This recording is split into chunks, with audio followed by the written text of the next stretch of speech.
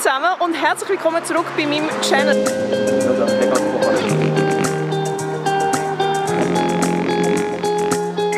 Aber ich habe es geschafft. Anscheinend ist das eine Auszeichnung.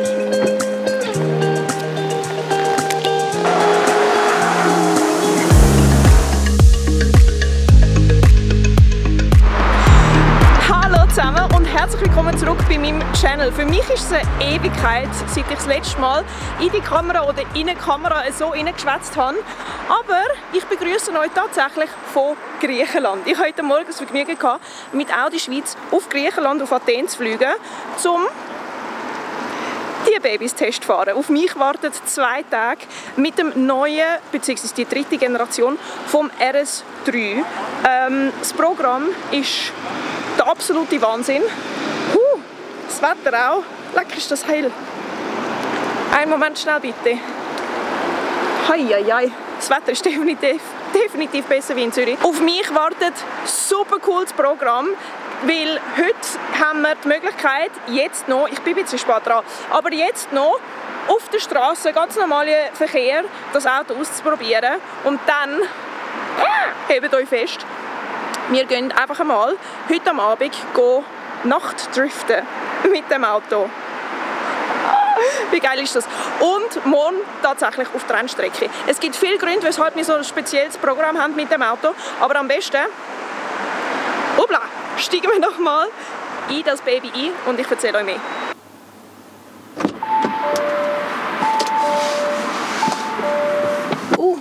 Die sind ein bisschen schief. Vielleicht sollte ich mich mal in Position bringen, bevor ich da irgendwie anfange, an der Kamera rumzuschieben. Siehst du, dann kann ich euch nämlich wieder ein bisschen... Ich probiere mich da gerade mit einer G-Mark aus. G-Mark 2.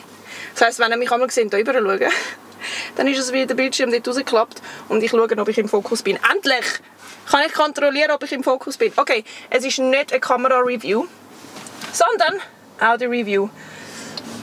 Audi RS3. Ich bin ihn auch schon gefahren, was ihr wisst. Und wie gesagt, es handelt sich jetzt um die 3. Generation. Und natürlich ist das, was wir heute Abend machen und morgen machen, etwa 15 Mal geiler, wie hier auf der griechischen Straße rumfahren. Also, ich will den Moment nutzen, um euch so ein bisschen die Basic Facts bzw. die Basic Neuheiten von dem Auto mitteilen. Und dann gehe ich am allerbesten einfach heute Abend und morgen auf das Fahrgefühl und die Übersetzung von diesen Neuheiten ein. RS3, 3. Generation, hat in allererster Linie 2 Neuheiten, die wichtig sind zu erwähnen. Und zwar ist der RS3 noch sportlicher geworden und sportlicher ausgelegt worden denn je. Sie haben das Zwischenziel erreicht. Das Zwischenziel befindet sich auf der rechten Straßenseite. Ist ruhig. RS steht ja, wie ihr wisst, für Rennsport. Und die Autos sind schon, also Audi RS ist schon immer etwas gewesen, das mit Sportlichkeit überzeugt hat. Doch die Sachen, die sie jetzt neu gebracht haben, beim RS3 in der 3. Generation, sind ultra sexy. Und zwar gibt es neu den Torque Rear Mode. Der Torque Rear Mode sorgt dafür, dass der gesamte Antrieb auf die Hinterachse verleiht wird und jeweils aufs äußere Rad, wenn man in einer Kurvensituation ist, zum Driftmöglichkeit verstärken. Oder das ist eben das, was wir heute Abend ausprobieren.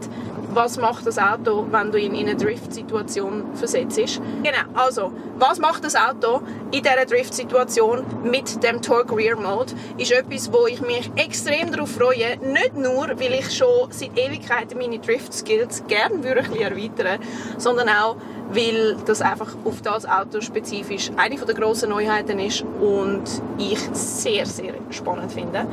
Und das Zweite ist, wenn ein Auto sportlicher wird und noch mehr Möglichkeiten hat und noch ein bisschen extremer soll sein, dann müssen die Bremsen sich verbessern. Das haben sie gemacht, sie haben eine Bremsenoptimierung durchgeführt, sowohl bei den Stahlbremsen wie auch bei den Keramikbremsen.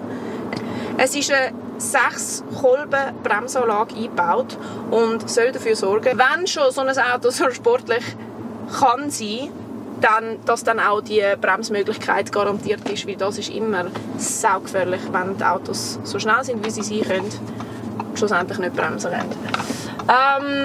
Genau, das sind so vom Fahrtechnischen meiner Meinung nach die zwei Sachen, die ich definitiv heute und morgen am meisten ausprobieren oder beziehungsweise spüren, was sich dort verändert hat. Fahrmodus gibt es mittlerweile 7 Stück bei dem Auto. 7.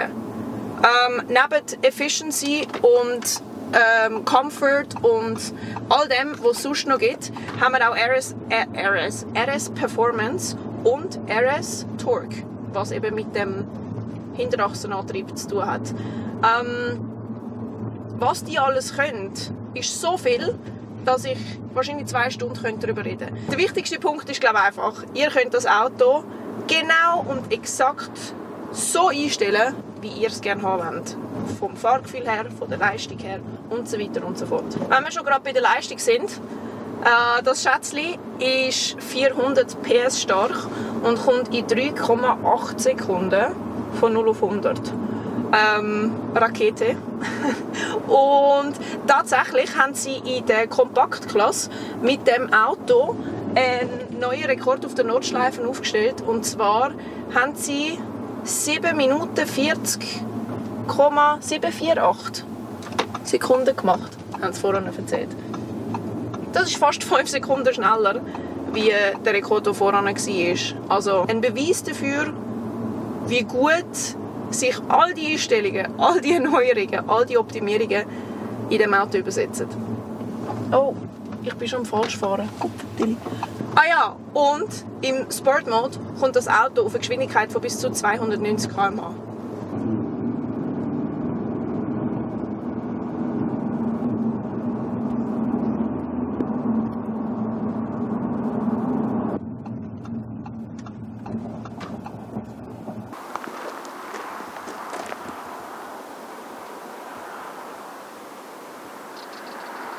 Ich musste schnell aussteigen, weil schaut euch das mal an. Also, Interior, let's go, mein Lieblingspart. Das allererste, was mir auffällt, wenn ich da rein sitze, ist das Lenkrad, das sie in diesem Fall mit Alcantara bezogen haben. Es ist einfach schön. Es ist schön, es ist sauber, es ist clean, es ist so, wie man es... Es ist so, wie man es kennt von Audi. Aber nichtsdestotrotz, ich mag es einfach. Und sie haben wieder mal ein bisschen mit Details gespielt, generell da rein. Es hat da den roten Streifen in der Mitte des Lenkrad mit roten nicht, weil ich fahre im Moment gerade den roten Sportback. Da auf der Seite, der rote Streifen nicht in den Sitz sind rot. Es ist überall, das wird mit dieser Farbe gespielt. Infotainment, so wie man es kennt, sieht immer noch genau gleich aus. Super. Tipptopp.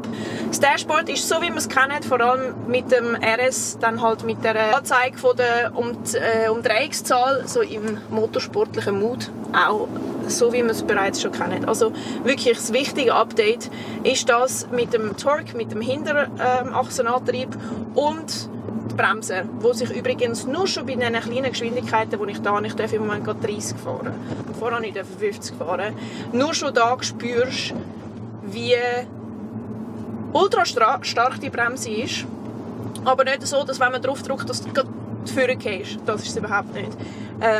Sie ist mega ausbalanciert, wenn man das überhaupt sagt bei einer Bremse, aber das ist das Wort, das mir im Moment gerade in den Sinn kommt. Ich gehe jetzt wieder zurück Richtung Hotel. Wir sehen uns in der nächsten Etappe. Also, wir sind bei der nächsten Station und wie ihr seht, ist es eigentlich stockfinster. Aber Audi hat da etwas richtig Cooles aufgebaut. Und zwar tun wir jetzt Night Driften. Wird sicher gut. Die Frage ist einfach, wie fest könnt ihr mich sehen und wie fest könnt ihr das Auto sehen. Ich verspreche euch, ich gebe mein Bestes. Aber jetzt gibt es zuerst mal Drinks dort hinten, Einführung da und dann können wir daher Spaß haben. Thank you. Dürfte jetzt gleich dann fahren, 10 Minuten lang. Das hier ist die Einfahrt, wo man quasi losstartet. Dann kann man 10 Minuten auf dieser Strecke machen, was man möchte. Also wir haben angefangen 8er zu fahren, als Beispiel. Yves Meyer, falls du zuschaust, können wir mal etwas machen? Weil ich weiss, dass ich das nicht so herbekomme und es wäre wirklich cool. Also meine Lieben, ich bin jetzt dran, ich bekomme einen grünen Und ich werde tatsächlich mit dem Frank Stippler, er ist gerade am Weglaufen von mir, werde ich die ersten 1-2 Runden mitfahren. Er ist übrigens der den Rekord auf dem Nordring, also auf der Nordschleife gemacht hat. Ziemlich cool und er bringt mir jetzt mal das Drift dabei für 10 Minuten. Let's see. Also du musst den zweiten Gang theoretisch fahren, das ist wichtig. Erst ist so übersetzt, dann dreht er in die Grenze und genau. Zweiter Gang relativ langsam reinfahren jetzt und dann irgendwann auf den Pin treten. Ne?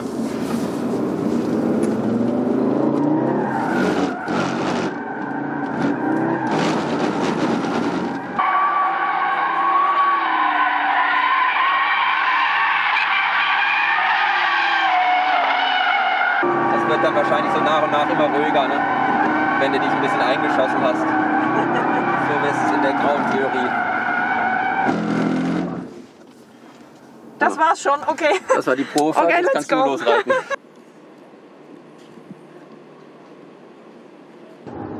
Einfach mal mit ein bisschen weniger Lenkwinkel und dann mal Gas geben, dass er einen Heckausbruch hat. Genau. So war der Ansatz gut. Ansatz. Ja. Okay.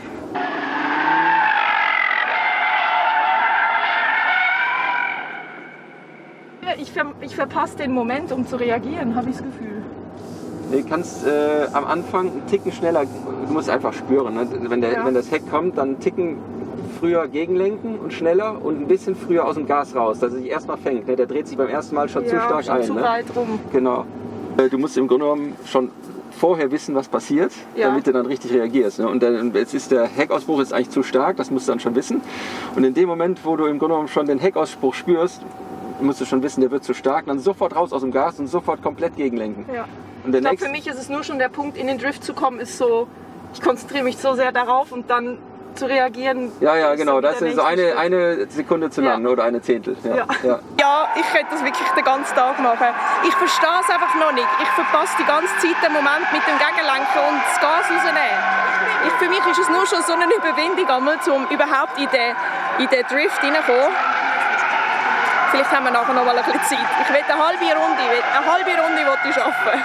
Kurz vor dem Fahren habe ich gesagt, ich kriege noch nicht so Hunger. Ich habe Bärenhunger jetzt. Ich weiss nicht, wie das die Leute beruflich machen. Rennen fahren, driften, das ganze Zeug. Es ist super anstrengend. Oh yeah. Ich darf noch mal eine Runde. Let's go. Alles eine Erfahrungssache. Ja. Immer weiter probieren. Wie viele 1000 Stunden hast du schon gemacht? Viele.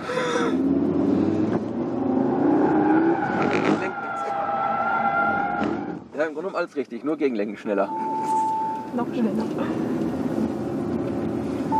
Du wirst am Ende des Lenkens immer schneller, aber da ist das Kind schon in den Brunnen gefallen. Ja, ich muss vorher schon so schnell reagieren. Eigentlich wie nachher. Hör mal mehr auf dein Gefühl, das müsste eigentlich gut genug sein, dass du merkst, jetzt komm da und dann aber auch sofort umsetzen und das Lenken. Ja. Ne? Ich glaube, du merkst, jetzt komm da und dann lässt dir noch ziemlich viel Zeit beim Lenken. Ja. Ne?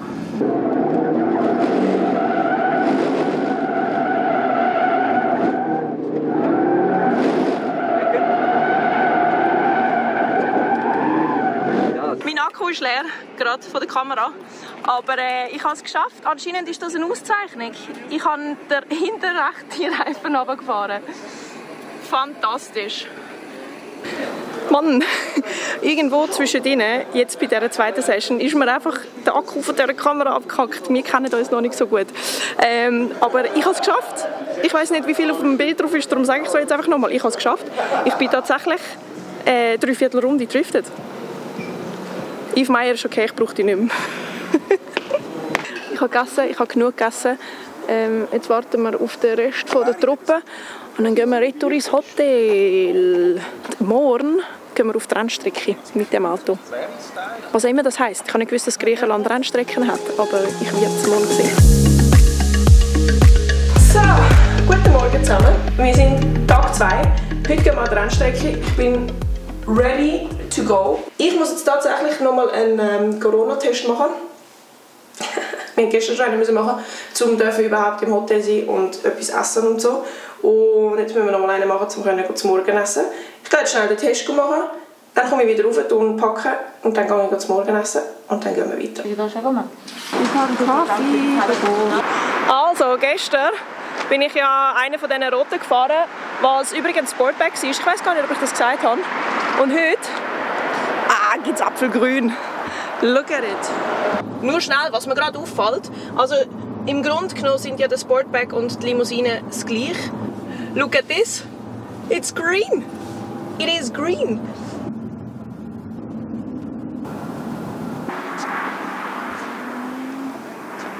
Alrighty, Roo, ich glaube, ich bin jetzt dann gerade dran. Wie ihr seht, gibt es ein Pacecar, das vorne wegfährt und wir sitzen in einem der anderen Autos.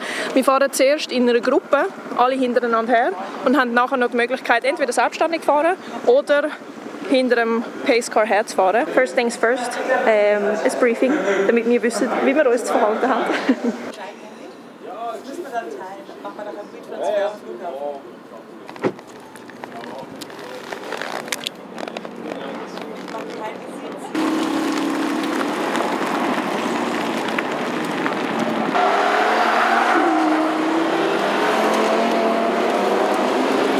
Was wirklich vom Gefühl her richtig geil ist, das Auto ist beweglich, sehr.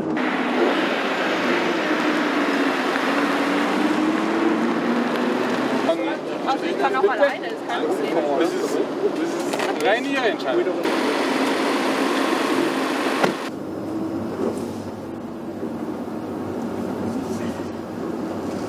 Also 3 Runden auf dem Pacecar, hinter dem Pacecar her, nur ich und das Pacecar.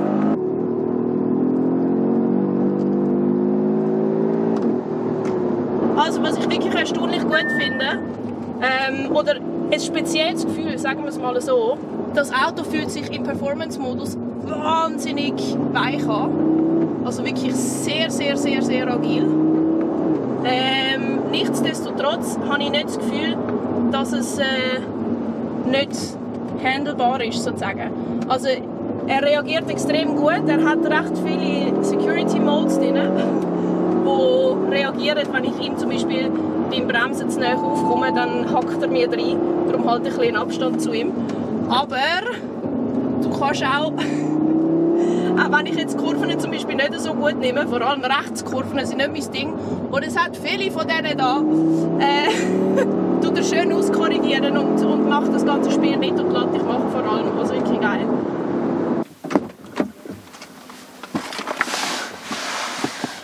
Juhu! Es tönt einfach noch gut, das Auto. Wir haben das Programm durch, Kinder. Es ist wieder mal in einem Affenzahn gegangen. Jetzt wieder auf dem Weg zurück ins Hotel. Und von dort aus haben wir dann einen Shuttle zum Flughafen. Würde ich das Auto kaufen oder nicht? Ich sage euch eins. Wenn ich alles Geld von dieser Welt hätte, mehr oder weniger, auf jeden Fall so, dass Autos mir nicht wehtun zum Kaufen, würde ich den definitiv kaufen. Und zwar aus dem einfachen Grund, dass das Auto einfach verdammt viel Spaß macht. Ist auch die Qualität, obviously, fühlt sich super bequem an. Es gibt für mich keinen Grund vom Auto her, das Auto nicht zu kaufen. Jetzt kommen wir aber auf den Preisfaktor von dem Auto. Den Sportback bekommst du ab 76.700 Schweizer Franken und die Limousine ab 77.950 Schweizer Franken. Das ist viel Geld für so ein kleines Auto, jetzt einfach mal von der Klasse her gesprochen. Es ist ein RS, er hat eine geile Leistung, er hat die verschiedenen neuen Modis drin, kannst du im Alltag brauchen, wahrscheinlich nicht. Wenn du so ein Auto hast, wirst du sie irgendwo versuchen anwenden, 100%ige Sicherheit. Ein fantastisches Auto, wer sich überlegt, es zu kaufen, ihr habt meine volle Unterstützung, macht es. Und wer die Chance hat, mal fahren gehen, auf irgendeine Art und Weise, macht das auch, weil es ist wirklich ein Leistungserlebnis. Was ich nicht vergessen darf sagen, wichtig, das Auto, sobald das Video draussen ist das Embargo logischerweise durch von dem Auto. Und wenn ich das Video auflade, ist in ungefähr einer Woche die Automesse Zürich. An dieser Automesse Zürich feiert das Auto Schweizer Premiere. Was heisst, geht vorbei, schaut ihn noch an, wenn ihr Glück habt, bin ich auch noch dort. Ich werde mit Sicherheit rum sein. Und go for it. Schaut euch das Auto an, kommt an das Auto Zürich Und somit sind wir am Ende von dieser crazy Griechenland-Reise mit dem RS3, mit Audi Schweiz. Danke vielmals, Audi, für die Einladung. Es ist mir... die Bremsen sind einfach gut. Es war mir ein Vergnügen, um das Auto zu fahren. Ich hatte einen riesigen Audi. Wie die Rennsaison jetzt durch ist, werde ich doch den ein oder anderen Car-Test oder beziehungsweise Erlebnis wieder haben über den Winter. Von dem her hoffe ich doch, wir sehen uns bald wieder. Danke vielmals, dass ihr geschaut habt bis dahin. Und wir sehen uns bald wieder. Ciao zusammen!